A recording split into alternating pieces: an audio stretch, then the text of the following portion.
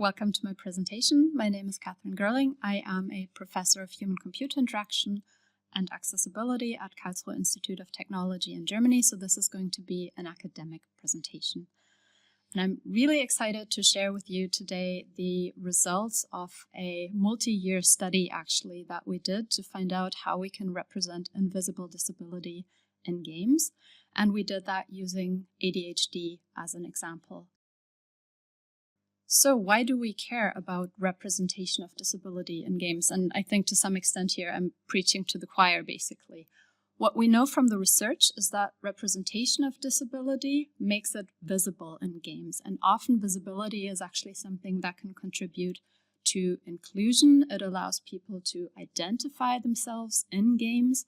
And as a non-disabled person, it is also an opportunity to learn something about disability and for disability to simply be more present in the public sphere.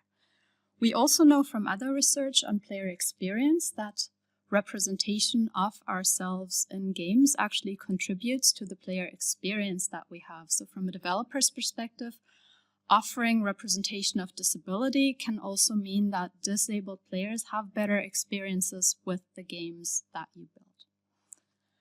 So here on that slide, you can actually see a drawing of a soldier in a game who uses prosthetic legs. And what I just want to point out here is that physical disability, visible disability is fairly straightforward to integrate in games because you always have the choice of adjusting the player avatar.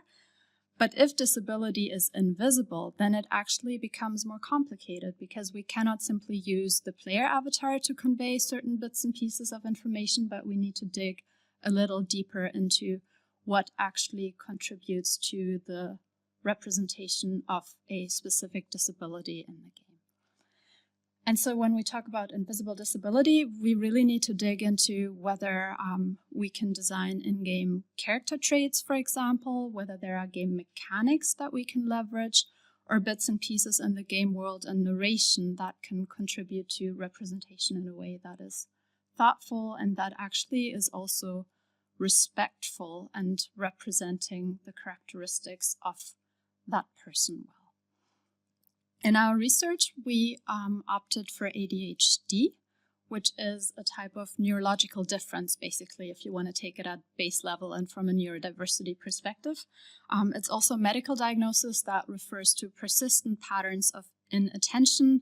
It can be associated with hyperactivity and impulsivity, and that impacts how individuals who have ADHD perceive the world and also how they interact with it. So what I'm going to talk about in the remainder of my talk is a paper that was published in 2024 in the ACM Transactions on Computer-Human Interaction.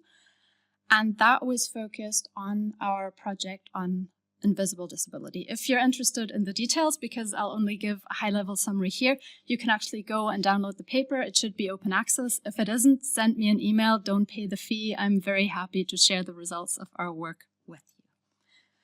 And in that paper, we report on two key research questions that we wanted to answer. The first being what the lived experiences of teenagers with ADHD actually are, and how we can translate those into games. So we were really interested in that process of how can we go from how it feels to have ADHD as a teenager to getting that into a game in a way that is perceived as well done.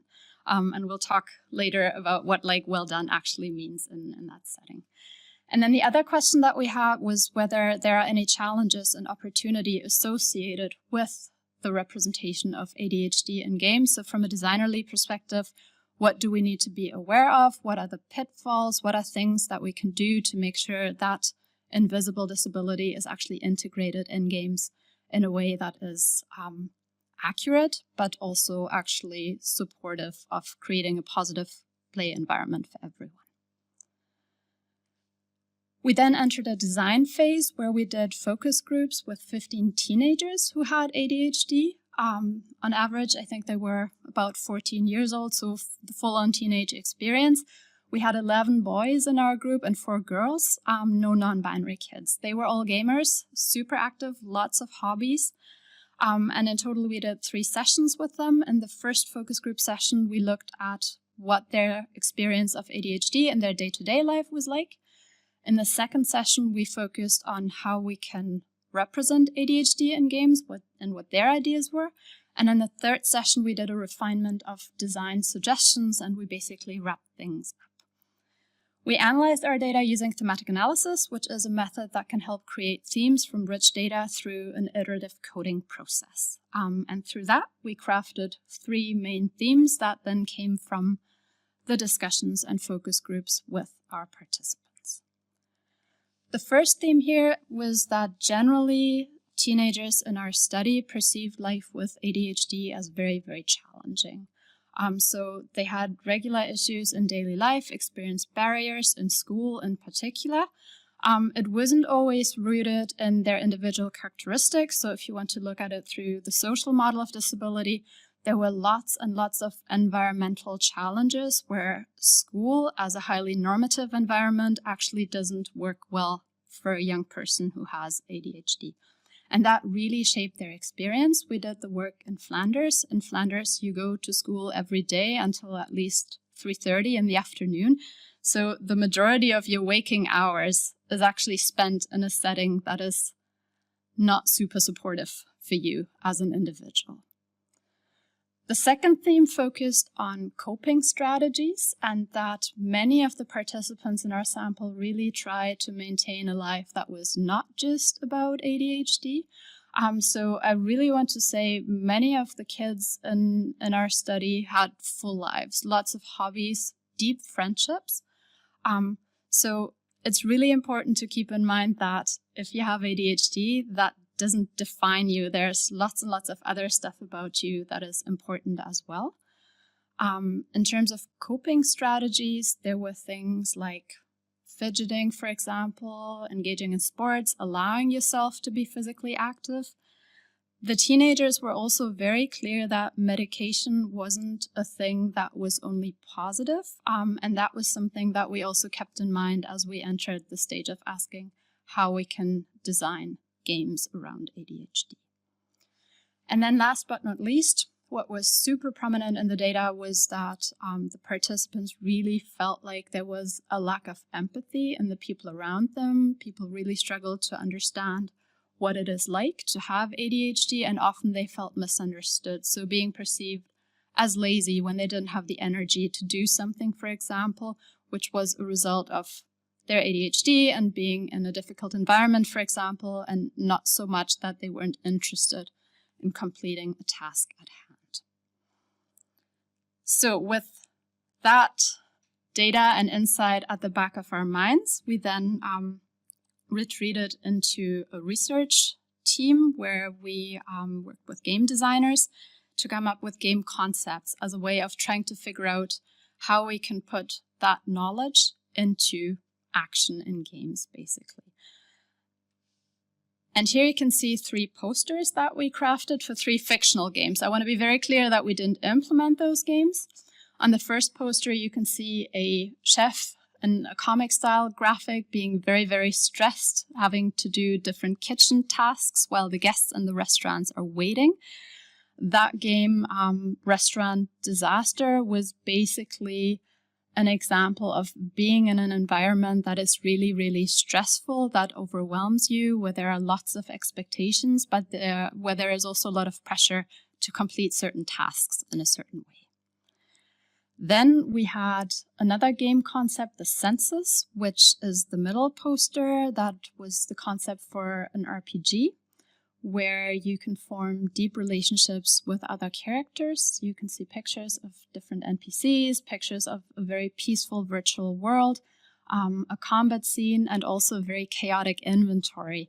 And here we took suggestions from the teenagers who said maintaining structure is actually really hard. And then last but not least, the last poster is for Lane Splitter, which was a game concept where you are basically offered 4 different games at the same time. Depending on which game you choose, someone in the game is going to get angry at you because you are neglecting what they are trying to get you to do. So in that, we tried to put into action some of the suggestions that were made stemming from the context of school and how fulfilling demands was really, really difficult. So with those three concepts, we then went back to the focus groups of teenagers to get feedback on those implementation ideas, basically.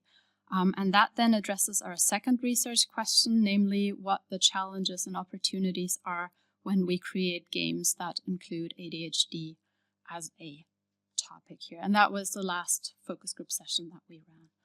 And here from the data, we again used thematic analysis to craft two main themes. The first one being that while representation of ADHD can be accurate, there also has to be nuance.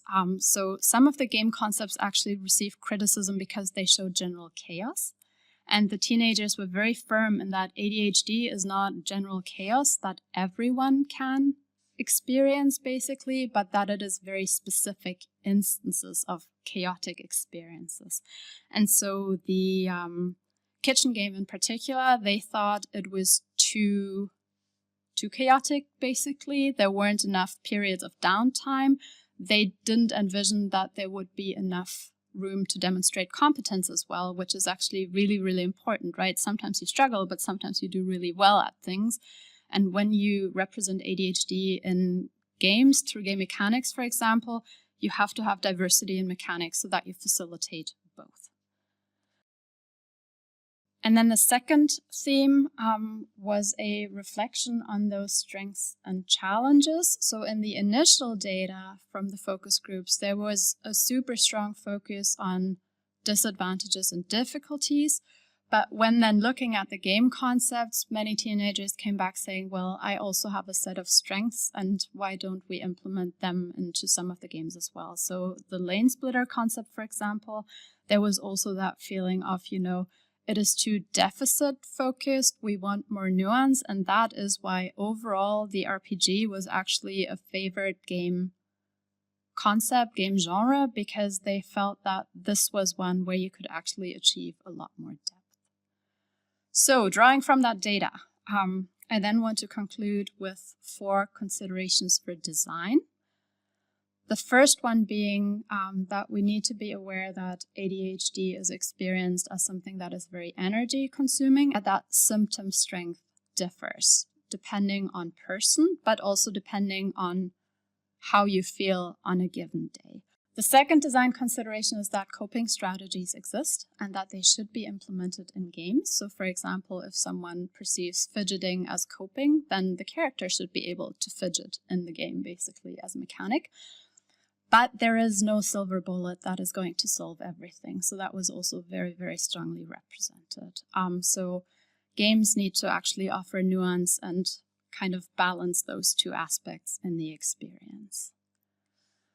The third consideration, and I think that is a very, very important one that we can all go back and reflect about as well, is that the negative experience of ADHD is really amplified by the environment that an individual is in. And so as a game designer, you have a choice. Do you want to show reality? Then it's probably a quite dystopian game, actually, that is not very nice and uplifting. Or do you want to create a utopia?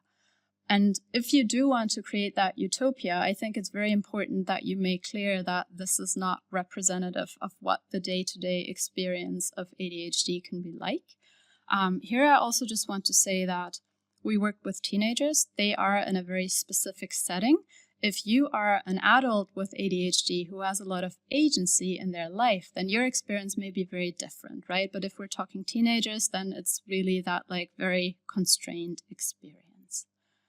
And that last but not least, and I think that's true for all games representing disability, ADHD is not all the person is, and you need to be mindful of that in game design. So if you do want to represent disability, it becomes very tempting to make everything about disability, but we actually want and need richness in characters that reflect all that a person can be, regardless of whether you have a disability or not.